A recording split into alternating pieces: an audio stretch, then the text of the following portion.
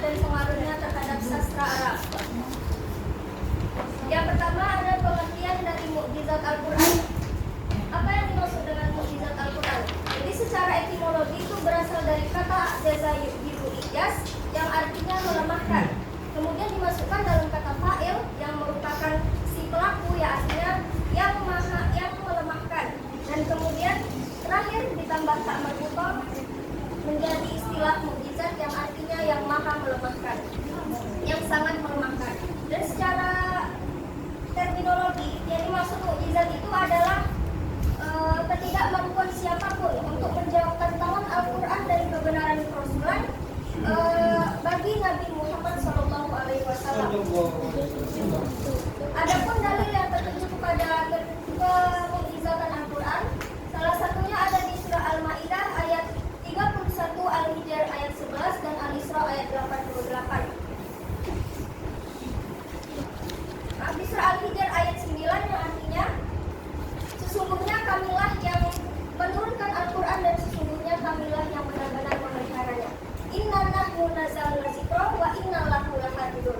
Dan yang kedua itu ada surah Al-Isra ayat 88 yang artinya sungguh jika manusia dan jin itu berkumpul untuk menciptakan sesuatu yang mirip dengan Al-Quran, sehingga mereka lah tidak akan mampu untuk menciptakannya selagi pun mereka harus saling membantu. Kulla ini jama'atil insu wal jinnu ala ayatu bimisli hadzal Qur'an la ya'tu bimisli walau kana ba'duhum li ba'din dzakira. Dan yang kemudian ada makna kemukjizatan Al-Quran dan fungsinya bagi kerasulan Nabi Muhammad SAW.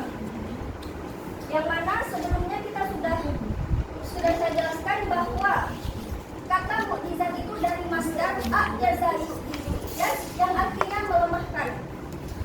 Dan kemudian dalam kaitannya dengan fungsi kerasulan serta kenabian Nabi Muhammad SAW, kemukjizatan itu berarti memperlihatkan kebenaran kerasulan dan fungsi kenabiannya serta kitab suci yang dibawanya. Kemudian ada dimensi balaghah sebagai mukjizat Al-Quran. Sebelumnya apa yang dimaksud dengan balaghah? Balaghah itu adalah bagaimana cara kita mengungkapkan suatu ungkapan atau memberikan pemahaman kepada seseorang dengan sebaik-baiknya. Dalam balaghah ini mereka itu memiliki 3 cara dalam menganalisis keindahannya. Yang pertama itu ada ilmu bayan, ilmu ma'ani dan ilmu badi. Apa yang dimaksud dengan ilmu bayan? Ilmu bayan itu adalah ketika kita mengungkapkan suatu ungkapan yang berbeda kata tetapi dengan satu makna. Bisa dipahami? Yang kedua ada ilmu ma'ani. Apa yang dimaksud dengan ilmu ma'ani? Ilmu ma'ani itu ketika kita mengucapkan suatu ungkapan itu sesuai dengan kondisi, tempat, waktu dan sang pendengar. Fi kulli maqalin maqamun, wa li kulli maqamin maqalun. Kemudian ada ilmu badi. Apa yang dimaksud dengan ilmu badi? Ilmu badi itu dia mengungkapkan suatu keindahan ungkapan baik dari segi kata maupun maknanya. Seperti apa? Puisi bahasa Sanskerta. Siapa yang tahu? Tidak ada. Jika kita paham apa yang dimaksud, kita paham apa arti dari bahasa Sanskerta tersebut, maka arti yang kita dengar itu pasti indah. Dan kemudian ada fenomena ijazul ilmi dalam struktur Al-Quran. Apa yang dimaksud dengan ijazul ilmi? Ijazul ilmi itu merupakan suatu ilmu pengetahuan yang terdapat di dalam Al-Quran. Jadi seluruh ilmu pengetahuan yang ada di muka bumi ini itu sudah terkandung di dalam Al-Quran itu sendiri. Jadi itu disebut dengan ijazul ilmi. Dan yang kemudian ada ijazul bayan fi nazmil Quran.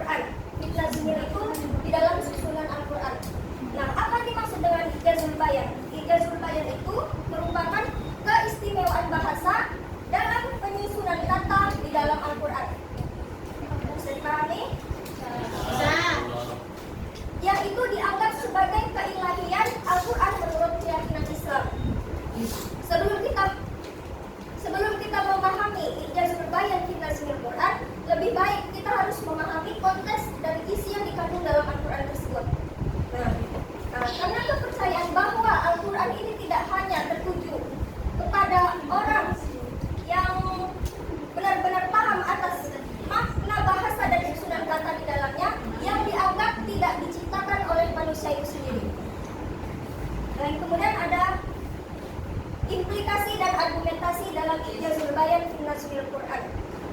Apa yang di situ ada 3. Yang pertama ada bukti ketidakmampuan manusia.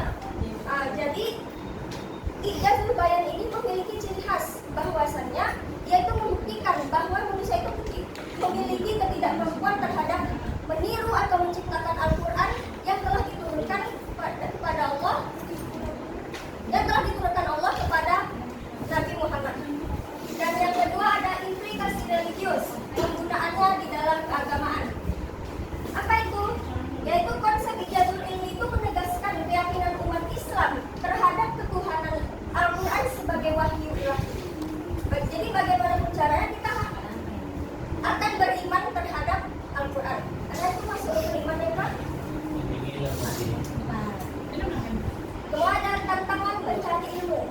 Jadi ada pun tantangan bagi para pencari ilmu, bagi para ilmuwan, bagi para sastrawan yang mereka bisa dapat menggali atau mendalami hal yang terdapat di dalam Al-Quran tersebut untuk menciptakan sebuah karya yang mungkin mereka akan ciptakan. Jadi si tantangan bagi pencari ilmu itu untuk mendalami dan mencari ilmu. Masya Allah. Dan yang kemudian adalah keindahan bahasa Al-Quran dan pengaruhnya terhadap bahasa dan sastra Arab Jahili. Nah, jadi agar Al-Quran ini diterima dan dimuliakan sebagai wahyu Tuhan, orang-orang yang dituju Al-Quran itu haruslah berada pada perkembangan sastra yang dapat memahami bahwa Al-Quran itu bukanlah tercipta dari manusia. Adapun karakteristik sastra Islam yang pertama ada akidah dan akhlak, menjauhkan diri dari gelombang keraguan yang menerpa umat Islam, dan yang ketiga ada menjadikan Al-Quran sebagai sumber inspirasi. Mungkin hanya itu yang bisa saya sampaikan. Kembalikan ke moderator. Baik, terima kasih kepada saudari kita Iwi Dadi yang telah menyampaikan materinya tentang dinamika struktur kemujizatan Al-Quran. Semoga kita semua dapat memahaminya. Kemudian selanjutnya pertanyaan. Adapun pertanyaan pertama itu akan disampaikan oleh kepada saudari kita Sally. Nama saya Sally. Saya akan mempertanyakan pertanyaan. Sebutkan apa saja kategori aspek ijaz Al-Quran. Baik, saya akan menjawab pertanyaan dari Sally. Yang pertama itu ada ijazul ilmi, dan yang kedua ada ijazul bayan fil nazmil Quran. Kepada Sally, apa yang sampai disampaikan tadi?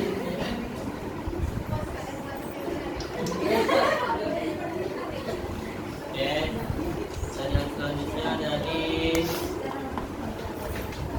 saudari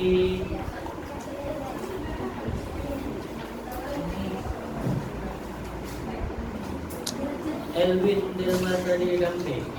Baik, perkenalkan nama saya Elmi Al-Masadi Rambe. Sebutkan makna kemujizatan Al-Quran. Coba saya akan menjawab pertanyaan dari jelaskan makna kemujizatan Al-Quran. Kemujizatan Al-Quran itu berarti yang ketidakmampuan sesuatu untuk menjawab tantangan terhadap Al-Quran dan sebagai bukti kebenaran risalah Nabi Muhammad SAW. Oke, selanjutnya Fatimah.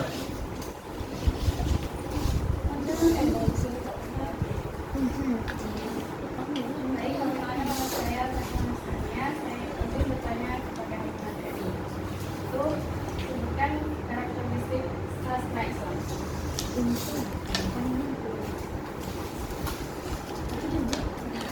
Saya akan menjawab pertanyaan dari Fatimah. Sebutkan apa saja karakteristik sastra Islam.